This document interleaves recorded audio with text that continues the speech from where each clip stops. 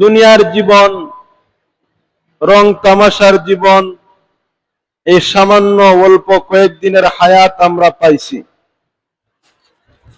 কেউ দুনিয়াতে আসার পরে ওই মৃত্যুবরণ করে, দুনিয়ার ভালো মন্দ সে টের পায় না। কেউ মায়ের গর্ভে থাকতেই আল্লাহ তাকে দুনিয়া থেকে নিয়ে যায়। কেউ দুনিয়াতে আসার 5-7 দিন পরে চলে যায়, চিরবিদায় হয়ে চলে যায়। কেউ দুনিয়াতে আসার 5-7 বছর পরে চলে যায়। আল্লাহ তাআলা আমাদেরকে এই পর্যন্ত হায়াতে বাঁচায় রাখছেন। আর আল্লাহ পাক জানায় দিয়েছেন যে আমি আল্লাহ তোমাদেরকে এই দুনিয়াতে পাঠাইছি একমাত্র আমি আল্লাহর ইবাদত বন্দেগী করার জন্য। কি করার জন্য? আল্লাহর ইবাদত, আল্লাহর বন্দেগী, আল্লাহর কথা মানিয়া চলার জন্য আল্লাহ তাআলা আমাদেরকে পাঠাইছে। সম্মানিত প্রিয় হাজিরিন, আজকে আমরা দুনিয়ার মায়ায় পড়িয়া মহান রবকে আমরা ভুলিয়া গেছি। আজকে দুনিয়ার বাড়ি পাইয়া জান্নাতের বাড়ির কথা ভুলে গেছি। দুনিয়ার সুখ শান্তির দিকে তাকাইয়া মৃত্যুর কথা আমরা ভুলে গেছি। মৃত্যু যে আমাদের হবে এতে কোনো সন্দেহ নাই। আমরা একদিন মরবই। আমরা একদিন, 2 দিন আগে অথবা পরে।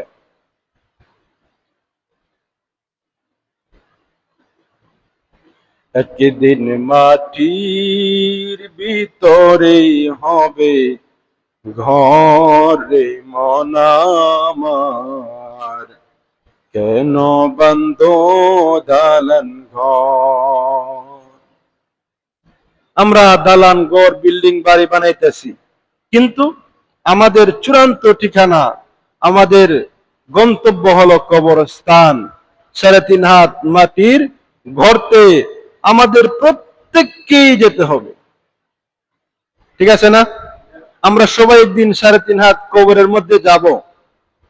আমরা আজকে দুনিয়ার জমিনে একটু ভালো খাবারের জন্য, একটু ভালো ঘুমানোর জন্য কি করি? কত কিছু করি।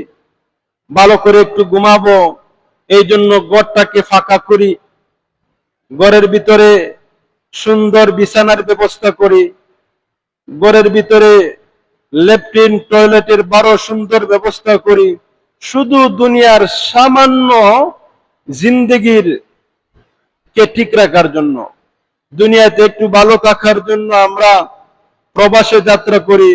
কেউ সৌদি, কেউ দুবাই, কেউ আমেরিকা, কেউ লন্ডন, এই দুনিয়ার জীবনে একটু শান্তি করার জন্য। ঠিক না?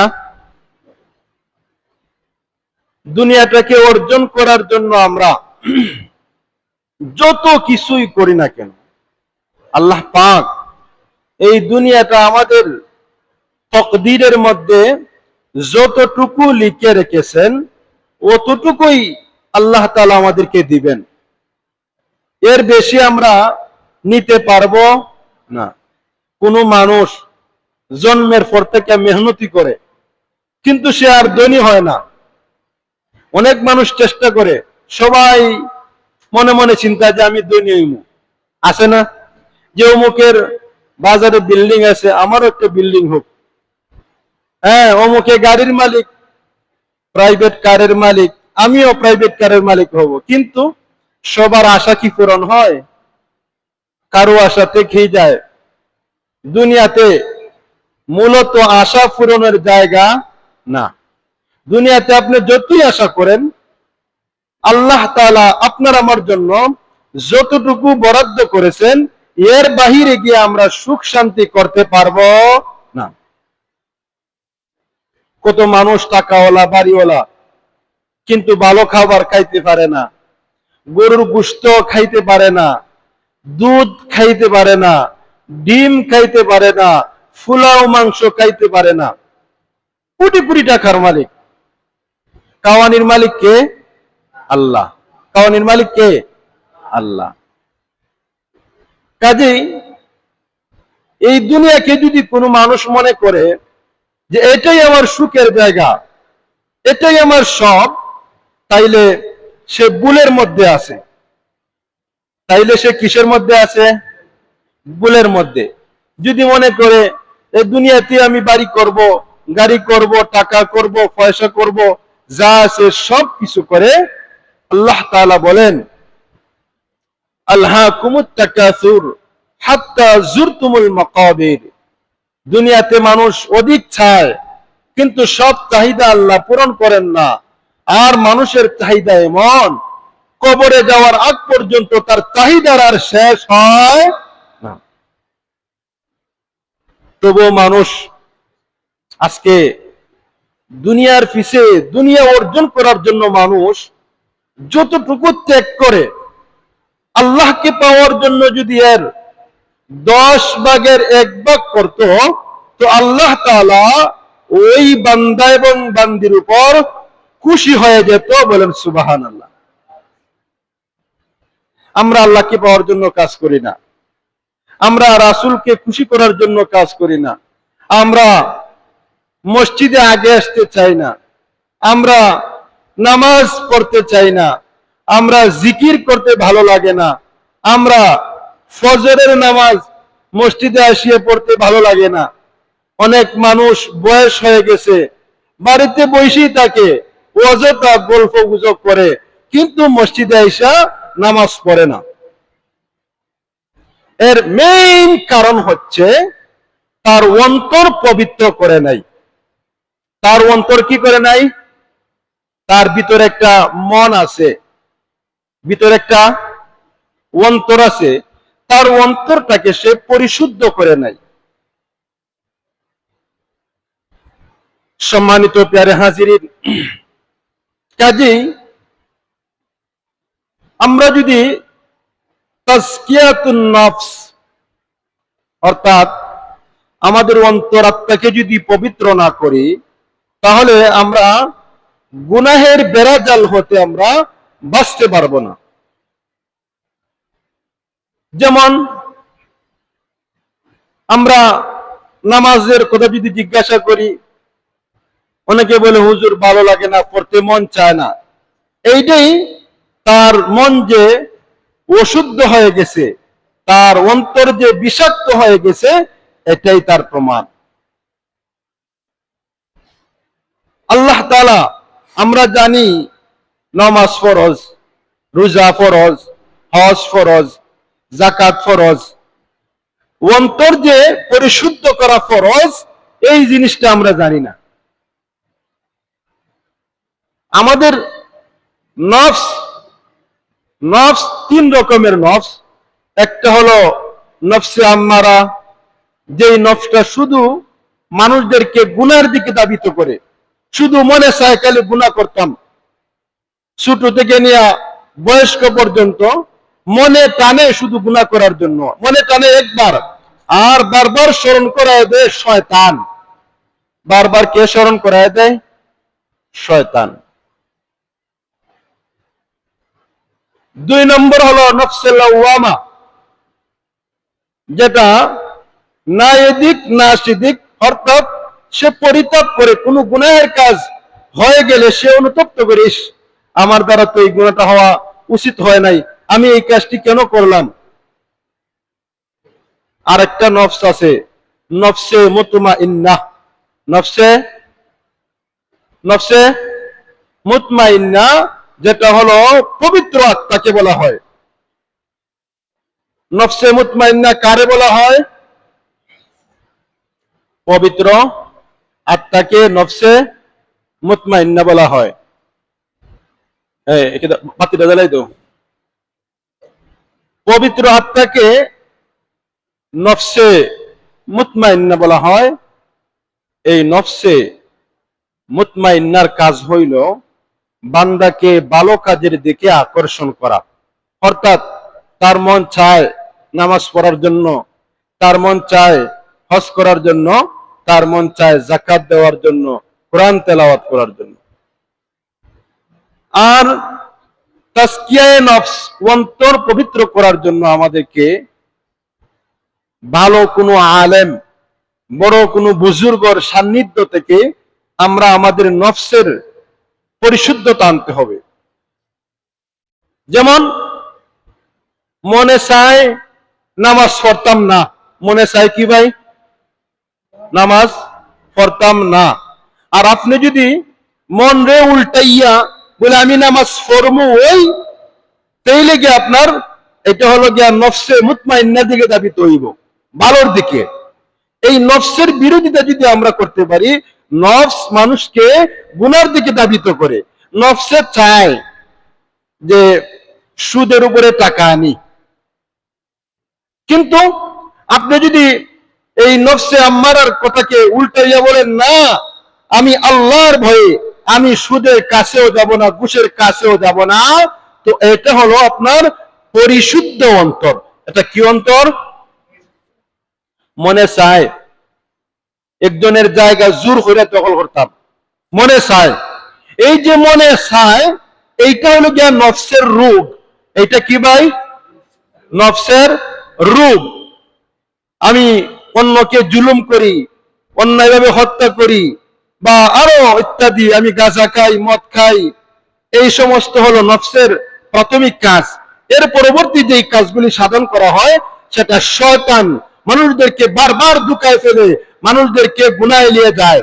আর আপনি যদি আল্লাহর কথা মানিয়া নফসের উল্টা চলতে পারেন, আপনার মনে যা চাইবে এর উল্টা চলতে পারেন, তাহলে আপনাকে আল্লাহ সুবহানাহু ওয়া তাআলা আল্লাহর ওলি বানাইয়া দুনিয়া থেকে বিদায় দিবেন। বলেন সুবহানাল্লাহ। আরো জোরে বলেন না সুবহানাল্লাহ। কথা বুঝছেন না? বুঝাইতে পারছি না। যেমন আমরা এই সোনাপুর গাঁও, আমরা কি শুধু এই মানুষগুলি থাকি? আমরা কি শুধু এরই থাকি না আরো আসুন?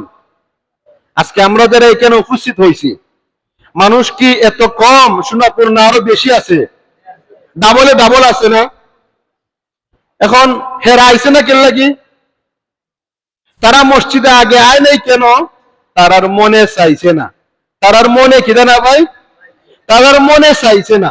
যা হুজুরে হুজুরে বয়ান করুক গা, আমি আমার সময় মতো যাইমু। এই যে নফসে তারা ধোঁকা দিল, এই নফসের ধোঁকায় যারা পড়বে, আল্লাহ তাআলা বলে দিছেন তারা ধ্বংস হবে। তারা কি হবে? আরেকটা জিনিস, 5 ওয়াক্ত নামাজ ফরজ, এতে কোনো সন্দেহ আসেনি? কোনো সন্দেহ নাই।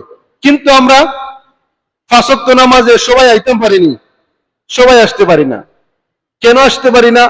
আমি যদি মনে মনে ভাবি, চিন্তা করি যে আমার নামাজ পড়তেই হবে, শয়তান কি আমারে দইরা বান্ধে আটকাইব? আমাদের দইরা বান্ধে আটকিব শয়তানে? এই যুদ্ধ যারা করতে পারবে, আল্লাহ সুবহানাহু ওয়া তাআলা তার অন্তরটাকে নফসে মুতমাইন্না অর্থাৎ নেককার নফস বানায় দিবেন। বলেন সুবহানাল্লাহ। আজকে আমরা সবাই নফসের দুকার মধ্যে পড়ে আছি। সবাই আমরা আজকে নফসের দুকার মধ্যে পড়ে আছি। নফসে যা চায় আমরা তা করি। মনে যা চায়, মনে চাইছে বিড়ি খাইতাম, বিড়ি খাই। মনে চাইছে গান বাজাইতাম, গান বাজাই। মনে চাইছে করে টেলিভিশন রাখতাম, টেলিভিশন আনতেছি। মনে চাইছে মিথ্যা কথা বলতাম, মনে চাইছে করতেছি। মনে চাইছে আমি অন্যকে আমি জুলুম করে তার সম্পদ আত্মসাৎ করতেছি। হঠাৎ যা কিছু হইতেছে, আমাদের মন আগে সাই দিয়েছে, তারপরে আমি আমার মন চাহি জিন্দগি পরিচালনা করতেছি। আর ইসলাম অর্থ হলো আত্মসমর্পণ করা। ইসলাম অর্থ কি ভাই? ইসলাম অর্থ কি? আত্মসমর্পণ করা। ইসলাম অর্থ কি? আত্মসমর্পণ করা। মন চাহি জিন্দগি ইসলামে করার কোনো সুযোগ নাই। মন চাহি জিন্দগি ইসলাম ধর্ম গ্রহণ কইরা করার কোনো সুযোগ নাই।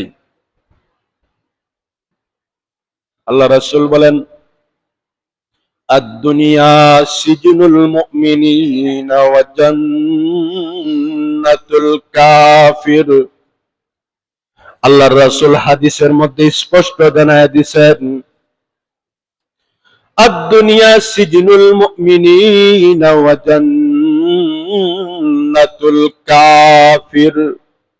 এই দুনিয়াটা মুমিনদের জন্য হইল জেলখানা। এই দুনিয়াটা মুমিনদের জন্য কি খানা ভাই? কথা বুঝতেছেন নি? এই যে দুনিয়াটা, আমার রাসূল বলছেন যে এই দুনিয়াটা মুমিনদের, মুসলমানদের জন্য কি খানা?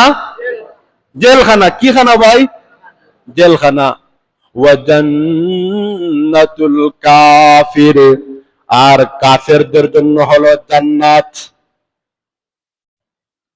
এই কথার দ্বারা আল্লাহর রাসূল আমাদেরকে কি বুঝাইলেন? ও দুনিয়ার ঈমানদারেরা শুনো,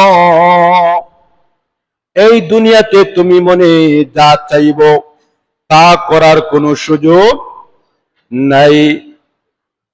আজকে আমরা মুসলমান হইয়া যদি মনে যা চাই আমরা তাই করি, আমরা পরকালে আল্লাহর কাছে আমাদেরকে জবাবদিহি করতে হবে।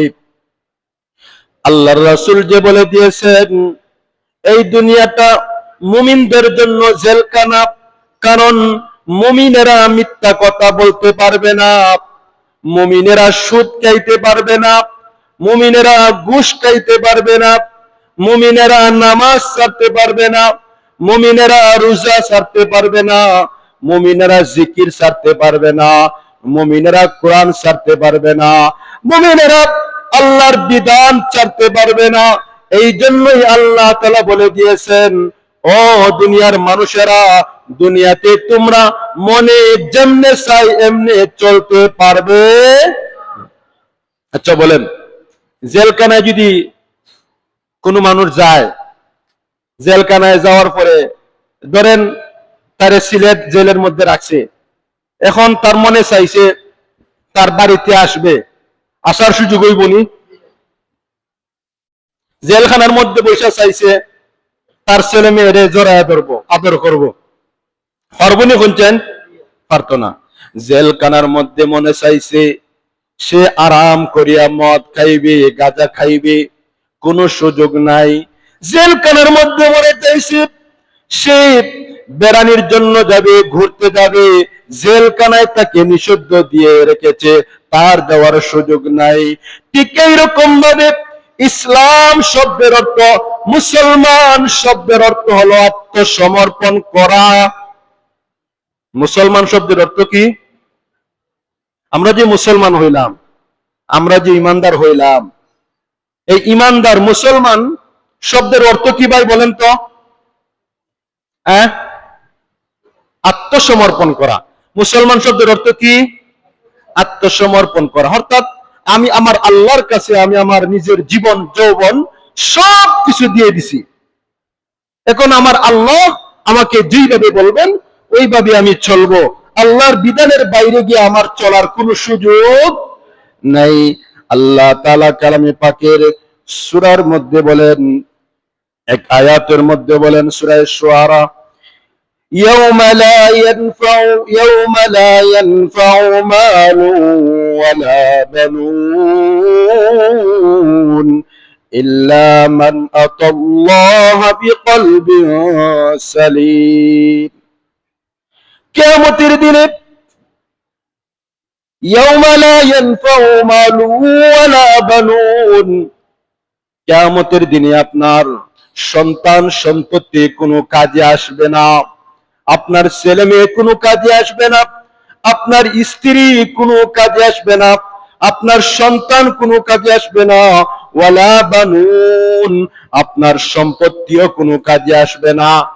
এই যে কথাগুলো হইতেছি, এগুলা কি আমার কথা না আল্লাহর কথা? আল্লাহর কথা। আল্লাহ তাআলা বলে দিয়েছেন, অসুনাপুরের মুসলমান, আল্লাহ তাআলা বলে দিয়েছেন কিয়ামতের দিন আপনার ছেলে মেয়ে কোনো কাজে আসবে না, আপনার সন্তান কোনো কাজে আসবে না, আপনার সম্পত্তি ওয়ালা বানুন, আপনার সম্পত্তি কোনো কাজে আসবে না, আপনার টাকা পয়সা কোনো কাজে আসবে না, আপনার কোনো কিছুই কাজে আসবে না। তাহলে হুজুর কি কাজে আসবে? আল্লাহ তাআলা বলেন, ইল্লা মান আতাল্লাহ বিকলবিন সালিম, তবে তারা সফল কাম হবে ওই দিন, তবে তারা ওই সমস্ত ব্যক্তি উপকৃত হইবে যারা সুস্থ মন নিয়া, যারা পরিশুদ্ধ অন্তর নিয়া আল্লাহর কাছে হাজির হইবে। আল্লাহ পাক ওই সমস্ত মুমিন মুসলমানদেরকে মাফ করিয়া জান্নাতে ঢুকায়া দিবে। সম্মানিত প্যারে হাজিরিন, আজকে আমাদের অন্তরের মধ্যে শুধু গুনাহ আর গুনাহ। মনে চায় নামাজ পড়তাম না, পড়ি না, মনে চায় জিকির করতাম না, করি না। আচ্ছা বলেন তো, কয়দিন আমরা আল্লাহর জিকির করছি, কয়দিন রাসূলের গুণগান গাইছি, কয়দিন নামাজ পড়ছি, আর কয়দিন জিকির করছি?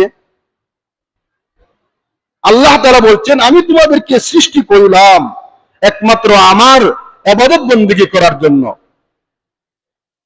সম্মানিত প্যারে হাজিরিন, আমি সূরা শামস আপনাদের সামনে তেলাওয়াত করেছি। ওই আয়াতের মধ্যে, ওই সূরার মধ্যে আল্লাহ তাআলা কি বলেন, সবাই মনোযোগ সহকারে শুনবেন, লক্ষ্য করিয়া শুনবেন। আল্লাহ পাক সূরা শামসের মধ্যে বলেন, ওয়াশ-শামসি ওয়া দুহাহা, আল্লাহ তাআলা বলেন, আমি আল্লাহ সূর্যের কসম করে বলতেছি, এবং সূর্যের কিরণ, সূর্যের যে আলো, ওই সমস্ত আলো এবং সূর্যের কসম করতেছি। এরপরে আল্লাহ বলেন, ওয়াল কমারি ইযা তালাহা, এবং চন্দ্রের শপথ করতেছি। এরপর আল্লাহ বলেন, ওয়ান নাহারি ইযা জাল্লাহা, আমি দিনের শপথ করতেছি, যেই দিনে সূর্য প্রকাশিত হয়। ওয়াল্লাইলি ইযা ইয়াগশাহা, আমি আল্লাহ রাত্রের শপথ করতেছি, যেই রাত্র সূর্যকে আচ্ছাদিত করে ফেলে। ওয়াস-সামাই ওয়া মা বানাহা, আমি আল্লাহ আসমানের শপথ করতেছি। কথাগুলো বুঝতেছেন নি? আল্লাহ বারবার কসম করতেছেন। আল্লাহ তাআলা বান্দারে বোঝানোর জন্য বারবার বারবার কসম করতেছেন। আল্লাহ বলেন, ওয়াস-সামাই ওয়া মা বানাহা, আমি আল্লাহ আসমানের কসম করি, এবং আমি আল্লাহ যেই আসমানকে এত সুন্দর করে বিস্তৃত করলাম, আমি আল্লাহ এই আসমানের কসম, এবং যিনি বানাইছেন ওই আল্লাহর কসম আমি বলতেছি। এরপরে আল্লাহ বলেন, ওয়াল আরদি ওয়া মা তুহাহা, এই পৃথিবীর কসম আল্লাহ তাআলা করেন, এবং ওই পৃথিবীর মধ্যে যা কিছু আছে। এরপরে আল্লাহ বলেন, ওয়া নাফসি ওয়া মা সাওয়াহা, আমি মহান রব মানুষের শপথ করতেছি, যেই মানুষদেরকে আমি সুঠাম দেহ দিয়া বানাইছি। একবার বলেন না সুবহানাল্লাহ। কথা বুঝছেন? আল্লাহ তাআলা বলতেছেন, ওয়াস-সামাই ওয়া মা বানাহা ওয়াল আরদি ওয়া মা তুহাহা ওয়া নাফসিন ওয়া মা সাওয়াহা, আমি আল্লাহ মানুষদেরকে সৃষ্টি করেছি, মানুষের কসম করে আমি আল্লাহ বলতেছি। এই সমস্ত কসম আল্লাহ তাআলা সূরা শামসের শুরুতেই বলে, একটা কথা মানুষদেরকে বোঝানোর জন্য। এই সমস্ত কসম কে কাটছেন? আমরা মসজিদে বইয়া যদি কথা হই, তাইলে আল্লাহ তাআলা আপনার কপালে জীবন হেদায়েত দিবেন না। কোরআনের তাফসীর করতেছি আপনাদের সামনে, আর বসে বসে কথা বলেন। এই সমস্ত কথা কমপক্ষে কানে নেওয়ার চেষ্টা করুন, না হলে হেদায়েত থেকে বঞ্চিত হবেন। হেদায়েতের মালিক কে? আল্লাহ পাক 7টা থেকে 13টা কসম করার পরে বলেন, ফাআলহামাহা ফুজুরাহা ওয়া তাকওয়াহা, আমি আল্লাহ মানুষদেরকে সৎকর্ম এবং অসৎকর্ম করারও জ্ঞান দিয়েছি। বলেন সুবহানাল্লাহ। আমি আল্লাহ মানুষদেরকে ভালো কাজ করার জ্ঞান দিয়েছি, মন্দ কাজ করার জ্ঞান দিয়েছি, সৎ কাজ করার জ্ঞান দিয়েছি, অসৎ কাজ করার জ্ঞান দিয়েছি। তোমার মনে ইচ্ছা থাকলে ভালো কাজ করিয়া জান্নাত অর্জন করো, আর যদি তোমার মনে না চায়, তোমার মন চাহি জিন্দগি পরিচালনা করে তুমি জাহান্নামে চলে যাও। আমি আল্লাহ তোমাদেরকে দুইটা রাস্তা দিয়েছি। এরপরে আল্লাহ যেই কথা বলতেছেন, এই কথা বলার জন্য আমি আপনাদের সামনে বলতেছি। এরপরে আল্লাহ বলেন, قد أفلح من زكاها, তারা সফল কাম যারা তাদের অন্তরকে পবিত্র করে দিয়েছে। সবাই বলেন না সুবহানাল্লাহ, আরো জোরে বলেন না সুবহানাল্লাহ। আল্লাহ তাআলা বলে দিয়েছেন, 7টা থেকে 13টা শপথ করার পরে মহান রব জানায় দিয়েছেন, সোনাপুরের মুসলমান, তোমাকে আমি আল্লাহ দুইটা রাস্তা দিয়েছি। তুমি ইচ্ছা করলে সৎ কাজও করতে পারো, ইচ্ছা করলে অসৎ কাজও করতে পারো, ইচ্ছা করলে ভালো কাজও করতে পারো, ইচ্ছা করলে মন্দ কাজও করতে পারো। তবে সফল কাম কারা জানোনি? আল্লাহ তাআলা জানায় দিয়েছেন, قد أفلح من زكاها, সফল কাম হইল তো যারা তাদের অন্তরকে পরিশুদ্ধ করেছে, অন্তর থেকে গুনাহমুক্ত করেছে, অন্তর থেকে শয়তানের আসর গুলাকে দূর করে দিয়েছে। আজকে তো আমরা মনে করি সফল কাম হলো তারা যারা 2টা বিল্ডিং করতে পারছে, তারা সফল কাম। আজকে আমরা মনে করি যারা প্রবাসে যাইয়া ভালো ইনকাম করতে পারতেছে তারা সফল কাম। আজকে আমরা মনে করতেছি যারা দুনিয়ার জীবনে একটু ভালো করে খাইতে পারি, ঘুমাইতে পারি, তাদেরকে সফল কাম। আজকে আমরা মনে করি ছেলে 3জন লন্ডনে পাঠাইছি, আমি বড় সফল কাম। না না, রাসূলের ভাষায়, কোরআনের ভাষায় আপনি সফল কাম নয়। আমরা তো মনে করি সোনাপুর বাজারে আপনি একটা দোকান রাখতে পারছেন, ওই ব্যক্তি বড় সফল হয়ে গেছে। না না, সফল কাম না। আমরা তো মনে করি স্কুলের মধ্যে আমি A+ গ্রেড পেয়ে গেছি, আমি বড় সফল কাম। আল্লাহ তাআলা বলেন না, সফল কাম না।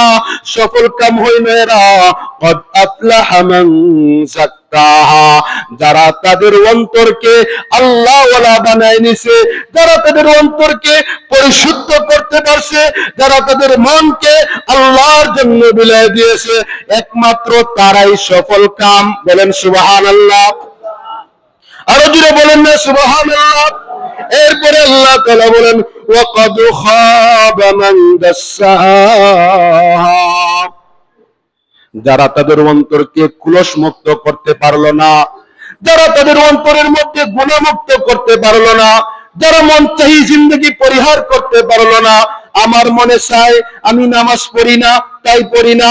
আমার মনে চায় আমার স্ত্রীকে বেপরদায় রাখবো, আমি বেপরদায় রাখি। আমার মনে চায় আমি সুদ খাইব, আমি সুদ খাইতেছি। আমার মনে চায় আমি হজ করব না, টাকা পয়সার মালিক হওয়ার পরে আপনি হজ করলেন না। আমার মনে চায় আমি মিথ্যা কথা বলবো, আমি মিথ্যা কথা বলে যাই। আমার মনে চায় আমি মসজিদে যাব না। আমার মনে চায় ইমাম সাহেব হুজুর সারা জীবন বয়ান করে যাক, আমি তার বয়ান শুনবো না। তাতে আমার কি? এই যে যারা মন চাই জিন্দগি পরিচালনা করেন, এদের সম্পর্কে আল্লাহ পাক কালামে পাকের মধ্যে বলেন, ওয়াকাদ খাবা মান দাসসাহা, যারা তাদের মন চাই জীবন পরিচালনা করে তারা ব্যর্থ হয়েছে, তারা ধ্বংস হয়ে যাবে। বলেন নাউজুবিল্লাহ। এই সূরার মধ্যে আল্লাহ পাক দুনিয়ার মানুষদেরকে বোঝানোর জন্য, আজকে যদি আমি আমার সোনাপুরের মুসলমান, আজকে যদি আমি আমার এইখানে যারা আছেন সবাইরে ফাউ দইরাও হই ভাই নামাজে আসেন, আপনারা আসবেন না। কারণ হেদায়েতের মালিক কে? হেদায়েতের মালিক কে? আমরা যদি আল্লাহর কাছে খানতে না পারি, একদিন তো আমরা খাননি না, 2 চোখের পানি ফেলায় যে আল্লাহ আমার হেদায়েত দেও। হেদায়েত ছাড়া কোনো মানুষ কমার যোগ্য হতে পারে না।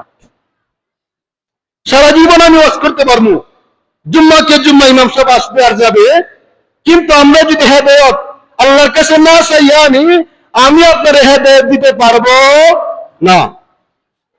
আল্লাহ তাআলা এই সূরার মধ্যে সামুদ জাতির ঘটনা উল্লেখ করেন দুনিয়ার মানুষদেরকে বোঝানোর জন্য। সামুদ জাতির ঘটনা আল্লাহ তাআলা আরব এলাকার মধ্যে প্রাচীন সময়ে, দেখি আজকে এই ঘটনাটা 5 মিনিটের এই ঘটনা, সে কমপক্ষে মসজিদের বাইরে নিতে পারে, কমপক্ষে তার ভিতরে জায়গা দিতে পারে। মসজিদে আগে বসলেন, বাজারের দিকে একবারে 43 বছর আগের গল্প আপনার স্মরণ হয়, আর এইখানে কোরআনের কথা যদি স্মরণ না হয় তাহলে আমাদের জীবনটা ব্যর্থ, সফল হতে পারলাম না। প্রাচীন জগতে একটা জাতি ছিল, যেই জাতির নাম আল্লাহ রাখছিলেন সামুদ জাতি। কি জাতি? কি জাতি ভাই? পিছনে যারা আছেন, কি জাতি? সামুদ জাতি। আল্লাহ তাআলা সামুদ জাতি নাম রাখলেন। সামুদ জাতি তারা দুনিয়াতে আসার পরে তাদের শক্তি ছিল বড় বেশি। তারা পাহাড় কেটে কেটে বাড়িঘর বানাইতো, পাথরের পাহাড় কেটে কেটে তারা বাড়িঘর বানাইতো। তারা এক আল্লাহকে বলিয়ে বহুত্ববাদে তারা বিশ্বাস করত। তারা মূর্তির পূজা করত, পাথরের পূজা করত, তারা আল্লাহ তাআলাকে চিনত না। আল্লাহ তাআলা ওই সমস্ত সামুদ জাতির লোকগুলাকে আল্লাহকে চিনানোর জন্য হযরতে সালেহ আলাইহিস সালামকে নবী হিসাবে সামুদ জাতির উপরে প্রেরণ করলেন। বলেন সুবহানাল্লাহ। আরো জোরে বলেন না সুবহানাল্লাহ। হযরতে সালেহ আলাইহিস সালাম সামুদ গোত্রের কাছে আসলেন। আসার পরে বললেন, ও আমার জাতি, তোমরা অন্য রবের ইবাদত বندگی করিও না, তোমরা আল্লাহর ইবাদত করো। কার ইবাদত করো? আমিও তো এই জুমা থেকে বারবার আমি আমার মুসল্লিদেরকে বলি, ও আমার কলিজার টুকরা মুসল্লিরা, দুনিয়া বেশি দিনের জায়গা নয়। কোন মানুষ মায়ের গর্ভে থাকতেই মারা যায়, কোন মানুষ মায়ের গর্ভে জন্ম হওয়ার পরে মারা যায়। আজকে আল্লাহ পাক আমাদেরকে জীবিত করে রাখছেন, আমরাও যে একদিন মরব, এতে কোনো সন্দেহ আসেনি। আল্লাহ তাআলা আমাকে পাঠাইছেন, তোমরা আল্লাহ তাআলার ইবাদত করো, তোমরা আল্লাহ তাআলাকে মানিয়া চলো। সামুদ জাতি তারা মানতে নারাজ। তারা বলে, না, আমি তোমাকে আল্লাহ বলে স্বীকার করব না, তোমাকে আমি নবী বলে স্বীকার করব না, আমরা তোমার কথা অস্বীকার করব, তোমাকে মিথ্যাবাদী বলবো। সামুদ জাতির নেতা কেতা যারা আছে তারা হযরতে সালেহ আলাইহিস সালামকে মিথ্যাবাদী বলতেছে, জাদুকর বলতেছে। সালেহ আলাইহিস সালামের উম্মতেরা নবীকে কি কি বলতেছে? কি কি বলতেছে? মিথ্যাবাদী বলতেছে আর জাদুকর বলতেছে। মিথ্যাবাদী বলতেছে আর জাদুকর বলতেছে, না, তোমার কথা আমরা বিশ্বাস করব না। হযরতে সালেহ আলাইহিস সালাম বারবার দাওয়াত দিতেছেন আর বলতেছেন, তোমাদেরকে আল্লাহ সৃষ্টি করেছেন, শক্তি দিয়েছেন, তাদের নিয়ামত সম্পর্কে তাদেরকে জানাইতেছেন। তারা বলে, না, আমরা স্বীকার করব না। একবার সমস্ত নেতা যারা আছে তারা একত্রিত হয়ে বলতেছে, ও সালেহ, তুমি যেহেতু আমাদেরকে এইভাবে নসিহত করতেছো আর এইভাবে বুঝাইতেছো, তাহলে আমাদেরকে একটা মুজিজা দেখান। তুমি যে নবী, আমরা কিভাবে বিশ্বাস করব? আমাদেরকে একটা মুজিজা দেখান। আমাদেরকে একটা কি দেখান ভাই? ও নবী, আমাদেরকে একটা মুজিজা দেখান। আপনি যে নবী হইলেন, একটা মুজিজা দেখান। হযরতে সালেহ আলাইহিস সালাম বললেন, কি মুজিজা? তখন সামুদ গোত্রের নেতারা ডাক দিয়া বলল, ও সালেহ, এই যে দেখা যায় বিশাল একটা পাথর, ওই পাথর থেকে একটা উষ্টি বার করো, একটা উষ্টি, একটা উটনি বাহির করো, যে উটনিটা আবার গর্ভবতী হবে। আচ্ছা বলেন, পাথরের ভিতরে কোনদিন উট থাকবনি? পাথরের ভিতরে কোনদিন উট থাকবনি? বলেন তো, উট তো থাকার কথা না। আপনি যে নবী দাবি করেন, যদি আপনি সত্যি নবী হয়ে থাকেন, এই পাথর থেকে একটা উটনি বাহির করেন। শুধু উটনি বাহির করলেই চলবে না, ওই উটনিটা হতে হবে গর্ভবতী, কিছুদিন পরে সন্তান প্রসব করবে। হযরতে সালেহ আলাইহিস সালাম বলেন, ঠিক আছে, আমি যদি তা করে দেখাই তাহলে কি তোমরা আল্লাহকে বিশ্বাস করবে? তারা বলল, ঠিক আছে, আমরা বিশ্বাস করব। হযরতে সালেহ আলাইহিস সালাম মহান রবের দরবারে মুনাজাত পৌঁছায় দিলেন, ও মালিক, আমি আমার জাতিকে অনেকদিন পর্যন্ত হেদায়েতের বাণী শুনাইতেছি, কিন্তু তারা হেদায়েতের বাণী নিতে নারাজ। আজকে তারা আমার কাছ থেকে একটা মুজিজা চায়। আল্লাহ, আপনি তো ইচ্ছা করলে সব করতে পারেন। আল্লাহ তাআলা ইচ্ছা করলে সব করতে পারেন না? দুনিয়ার কেউ কিছু করতে না পারলেও পারেন কে? আল্লাহ তাআলা কবুল করে নিলেন। হযরতে সালেহ আলাইহিস সালাম পাথরের মধ্যে একটা আঘাত করলেন। আঘাত করার সঙ্গে সঙ্গে 10 মাসের গর্ভবতী একটা উটনী সঙ্গে সঙ্গে এই পাথর থেকে বাহির হয়ে আসলো। আরো জোরে বলেন না সুবহানাল্লাহ। পাথর থেকে উটনী বাহির হওয়ার পরে সমস্ত মানুষেরা তাকায় দেখলো, সবার চোখের সামনে উটনী বাহির হয়েছে। এবার হযরতে সালেহ আলাইহিস সালাম বললেন, ও আমার জাতি, আমি তোমাদের জন্য এই পাথর থেকে উট বাহির করলাম। এইবার তোমরা আমার কথা অনুযায়ী আল্লাহর উপরে ঈমান আনো। কার উপরে ঈমান আনো? তখন নেতাকে তারা সঙ্গে সঙ্গে অস্বীকার করলো, না, তুমি জাদু করেছো। বলেন নাউজুবিল্লাহ। আমরা তোমাকে বিশ্বাস করব না। তারা অস্বীকার করলো, তারা নবীজির আদেশ তারা মানল না। মুজিজা দেখার পরেও তাদের ভিতরে হেদায়েত হয় নাই। হেদায়েতের মালিক কে? আমি হাজারো বার বয়ান করতে পারি, এই মিম্বর থেকে হাজারো বার বলতে পারি, কিন্তু আল্লাহ তাআলা যাদের কপালে 2-4 জন মানুষের ভিতরে হেদায়েত রাখছেন, তারাই মসজিদে আসবে, আর আমি পারবো না। আমি দোয়া করি, আল্লাহ আমার মসজিদের সব মানুষদেরকে নামাজের জন্য, ঈমানের জন্য হেদায়েত দিয়া দিন। বলেন আমিন। এই উটনী বাহির হওয়ার পরে উটনীর একটা বৈশিষ্ট্য হলো, উটনী প্রচুর পরিমাণের পানি খায়। হযরতে সালেহ আলাইহিস সালাম বলেন, ও আমার জাতি, তোমরা যেহেতু ঈমান গ্রহণ করছো না, তবে আমার একটা কথা রাখো, এই উটনী কিন্তু সাধারণ উটনী নয়, এই উটনীটা হলো আল্লাহর। তোমরা এই উটনীকে ডিস্টার্ব করিও না। সে যখন পানি পান করতে যায় তখন তোমরা তাকে পানি পানের সুযোগ দিও। কিছুদিন পরে উটনীর একটা সন্তান প্রসব করলো। হওয়ার পরে ওই বেঈমানেরা আবার চিন্তা করলো এই উটনীকে তারা কিভাবে হত্যা করবে। হযরতে সালেহ আলাইহিস সালাম জানায় দিলেন, তোমরা যদি এই উটনীকে হত্যা করো তাহলে তোমাদের উপরে আল্লাহর আযাব নেমে আসবে। তোমরা আমার উটনীকে হত্যা করতে যেও না, কারণ এই উটনীর মালিক কে? কিন্তু বেঈমানেরা মানতে নারাজ। কিছু মানুষেরা মিলিয়া উটনীর পিছনের ঠ্যাঙে আঘাত করিয়া কুপাইয়া কুপাইয়া মেরে ফেলেছে। হযরতে সালেহ আলাইহিস সালামের কাছে খবরটা দেওয়ার পরে উনি ওনার অন্তরটা ভেঙে গেছে, আর বলতেছেন, ও বেঈমানেরা, তোমরা আল্লাহর উটনীকে মেরে দিয়েছো, 3 দিনের ভিতরে তোমাদের আযাব আসবে। বেঈমানেরা এই কথা শোনার পরে তারা ঠাট্টা বিদ্রুপ করা আরম্ভ করছে, আয় আল্লাহ আযাব দিব। তারা তো আল্লাহ বিশ্বাসই করে না। তারা বলে, তোমার প্রভুকে বলো আযাব দেওয়ার জন্য, দেখি কি আযাব দেয়।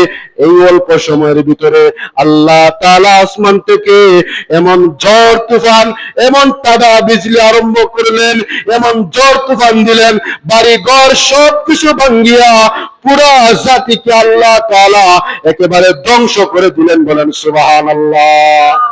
সম্মানিত প্যারে হাজিরিন, এই সময়ে আমাদের একদিন চলে যাবে, আমরা সবাই একদিন মৃত্যুবরণ করব। আমি চাই যে আমরা এই কোরআন হাদিসের আলোচনা থেকে, প্রত্যেক জুমার আলোচনা থেকে শেষ করছি 1 মিনিটে। আমি চাই আমার মুসল্লিদের মধ্যে 2 জন মানুষ যে হুজুর আজকে থেকে আমরা আর কোনদিন নামাজ ছাড়বো না। নামাজ কি দুনিয়ার কোন মানুষের জন্য না আখিরাতের জন্য? কার জন্য? আল্লাহর জন্য। কার জন্য? আজকে এই বড় মজলিস থেকে সোনাপুর এলাকার 2 জন যুবক ভাই দাঁড়ান যে হুজুর আমি আর নামাজ ছাড়বো না। দাঁড়ান, দাঁড়ান দেখি, 2 জন যুবক আমি দেখতাম চাই। আল্লাহ, আরেকদিন দাঁড়ান, দাঁড়ান। আল্লাহ আজকে দাঁড়াইছে। আল্লাহ, আমি এই আল্লাহর কালাম সহ এই পুরো মসজিদ রাখিয়া